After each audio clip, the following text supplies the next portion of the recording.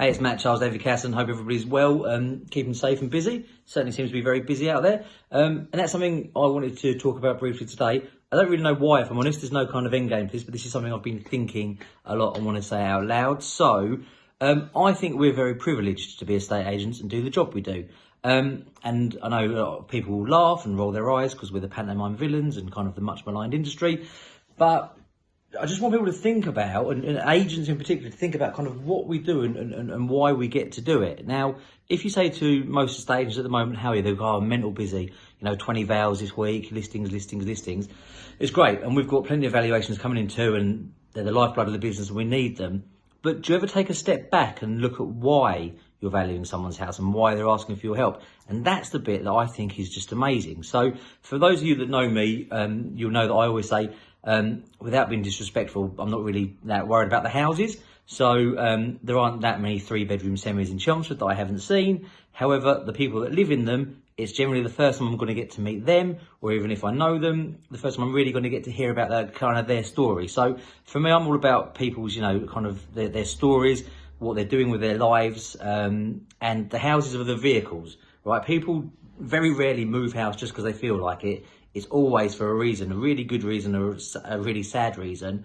But there's always a story. And we kind of get to be a part of that. And I just think it's amazing. So rather than just kind of going, I've got 20 vows booked in, I like to have a look at why I'm valuing houses. And sometimes, as I say, it's amazing and sometimes it's really sad. So, sometimes the sadder reasons, we've all been there before. You just write, divorce on a bit of paper. Divorce means someone's not going to get to live with their kids anymore, right? Divorce means someone's going through some real heartache. And they're going through all that grief and they need somebody to help them with this other bloody hassle, which is, valuing a house for either court purposes or selling a house, and then finding somewhere else to live. And we get to take that bit away from them, Another classic is you'll just write probate. Probate means someone's died. Probate means someone's lost their mum or their dad. It's fucking horrible. And they're going through all this grief and we can't help with that, but we can kind of help them with the bit they don't know what they're doing with. There's a house that has to be sold or valued and they're trying to sort everything else out. And we get to go and take that and help them with that. And as most of, you guys that have been valuing houses for a long time will know, we always joke and say we're kind of like counsellors as well.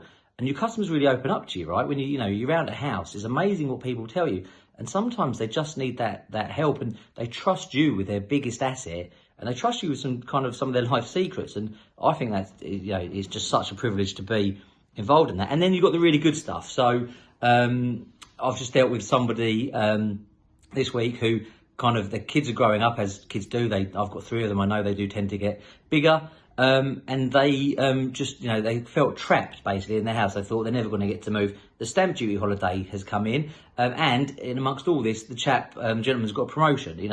All this economic uncertainty, some good news there. So promotion, stamp duty holiday, they can get a bigger house. So you get to meet them and you get to help them on with that. And the other one that you'd have done time and time again is when people are having babies. So new kids coming in. It's always bloody kids that make you move, isn't it?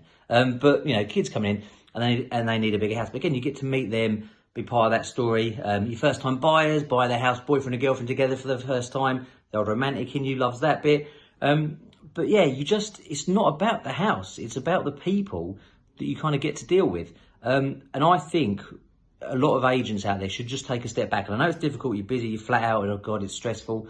But look at who you get to work with. So people can go on about agents being, this, that. We get called some names, but there isn't many industries that get to really be involved in people's lives we do. And I know it's only a small chapter, but no matter what, you have an impact on that person's kind of life story. And I think it's lovely.